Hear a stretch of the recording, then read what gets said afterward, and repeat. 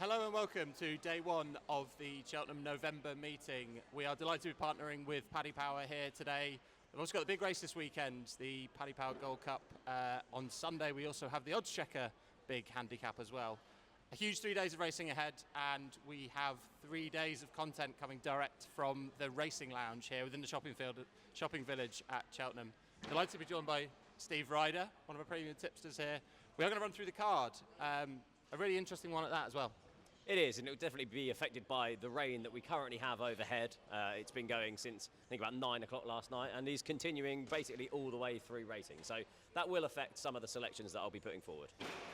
Yeah, I think we knew this was going to happen, didn't we? The Storm Caroline North Sea has definitely turned up, and on the drive over from Suffolk this morning, we certainly felt the effects of that on the M25.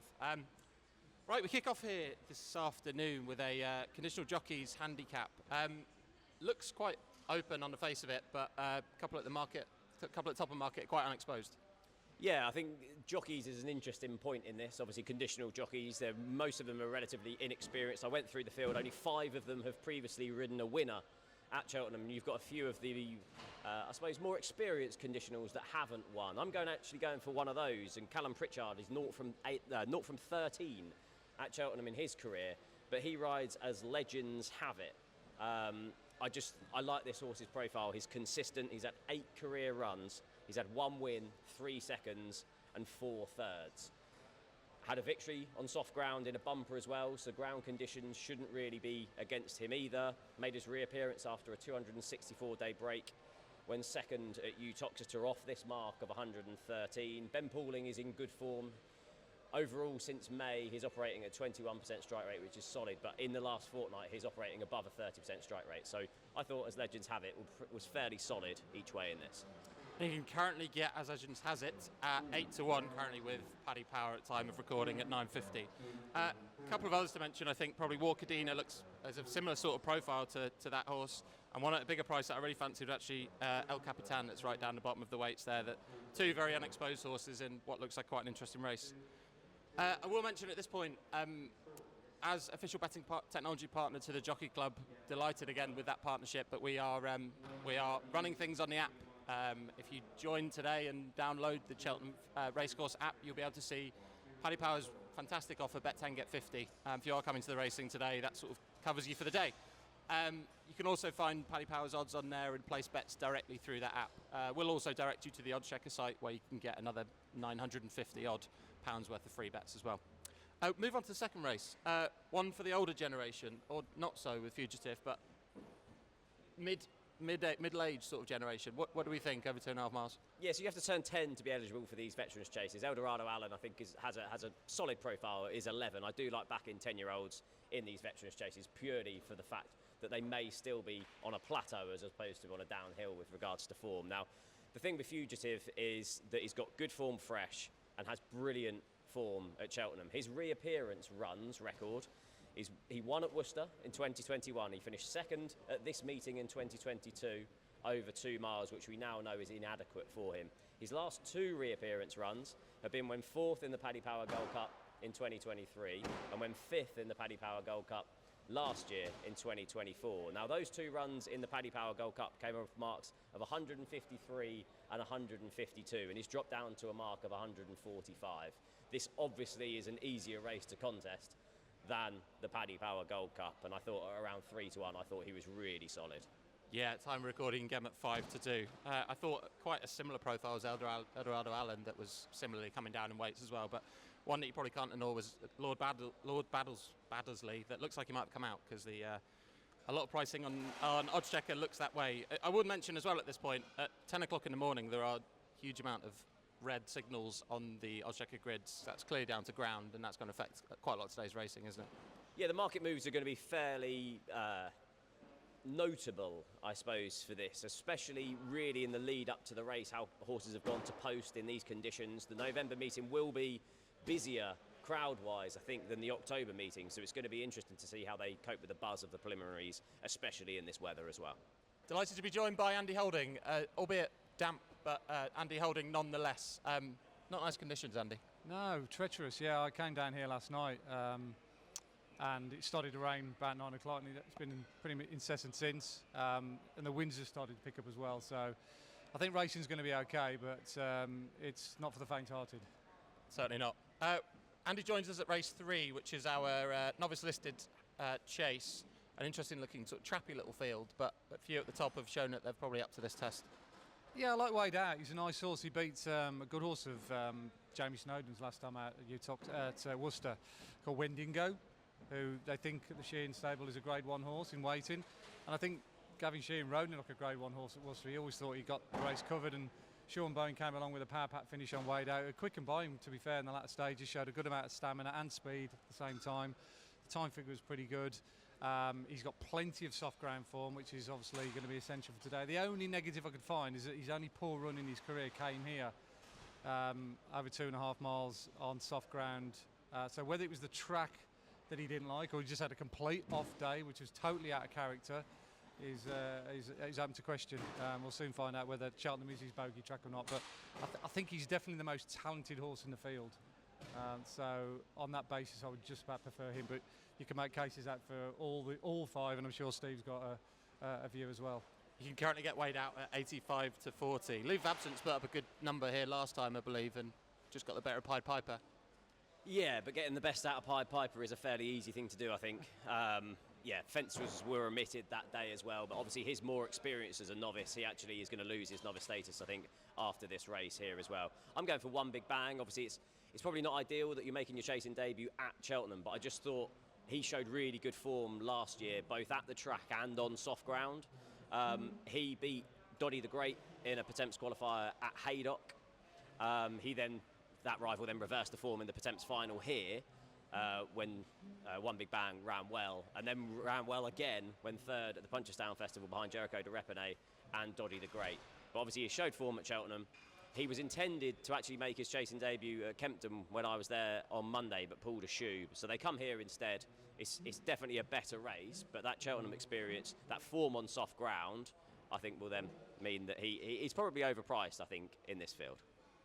And you can currently get him at 4 to 1, currently Sea of Red rather than Sea of Blue. The only thing that's actually being backed is probably the other horse that's sort of well known within handicaps, Double Powerful. But I think a really interesting race, and I think quite wide open.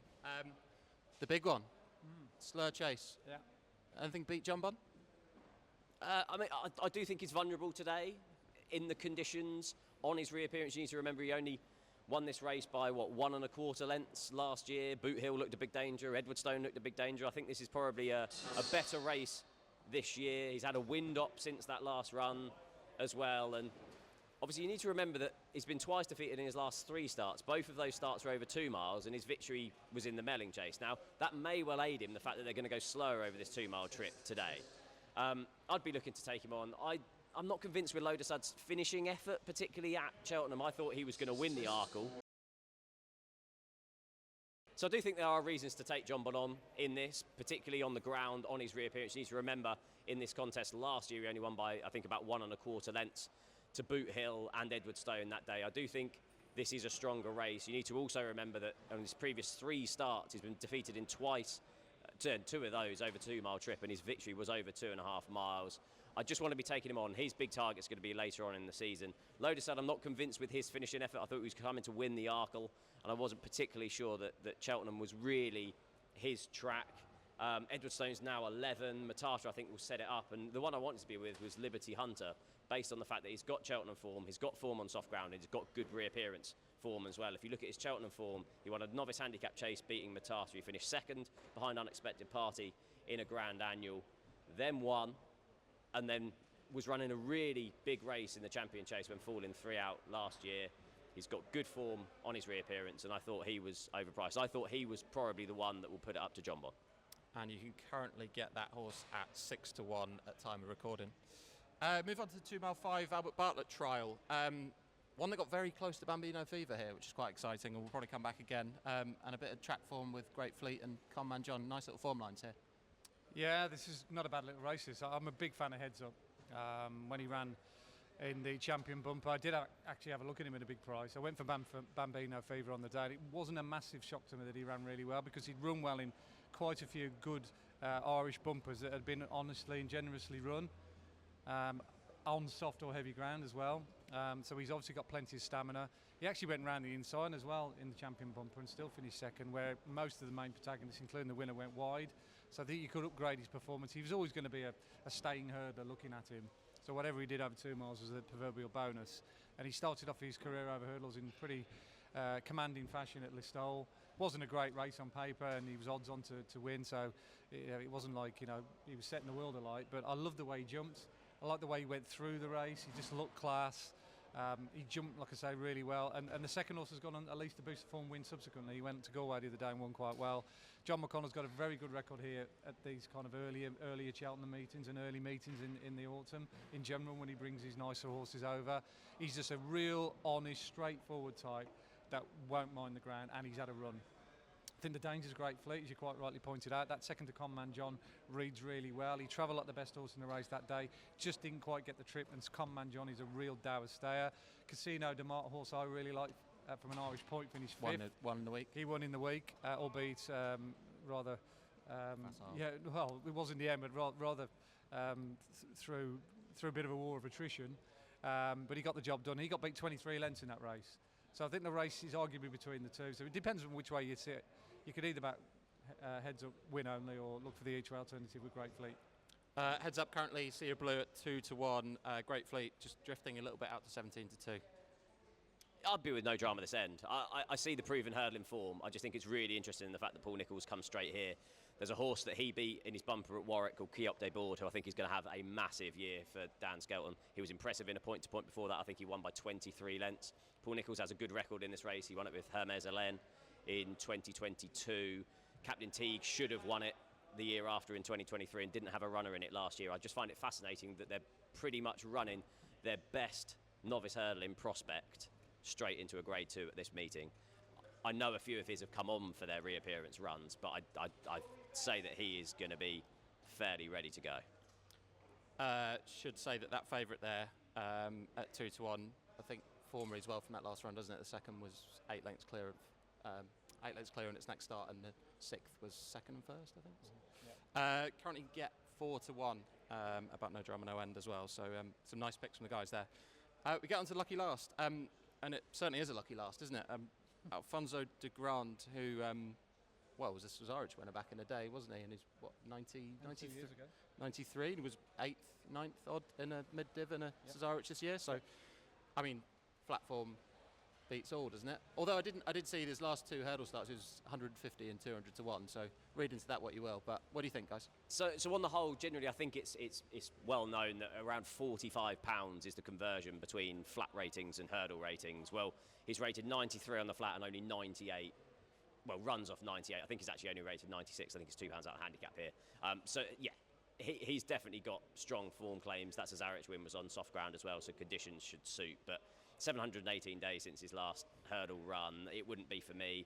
Fortune de Mer, as soon as he won at the October meeting here, Dan Skelton said, I'm going to be working back from the county hurdle. That rings in my ear, the fact that that's a target in a handicap later on this season. Even though this big field should suit under these conditions, he's going to be held up last and passing horses late on. I'll just throw on in a massive price. I think he's about 40-1. Is Quint Major for Mark Malloy. This trainer from Ireland has only ever had one runner at Cheltenham. Now, he's booked Keith Donoghue for the ride for the first time for the yard. His form in maiden hurdles actually contains runs behind the champion bumper winner, A Dream to Share, and the subsequent Breeders' Cup turf winner, Ethical Diamond, in there as well. He was never near a 4th last time. Now, the issue is that he's got an £8 higher mark in the UK than in Ireland, but the trainer will have known that. I think you can't get Quint Major at 50-1, Steve's choice there. Andy, what do you fancy? Yeah, a couple of my 2 speculative picks here today at Cheltenham. Is Shade of Winter, a horse I quite like. I put him up a couple of times last season. Rather unluckily, he finished second on both occasions, but he did finish second to Julius de Picton, who went on to win the Grade 1 at Aintree. So that looks decent for him. He's rated in the 130s now, and this fella's, I think, 118 or something like that. But he's a smooth traveller.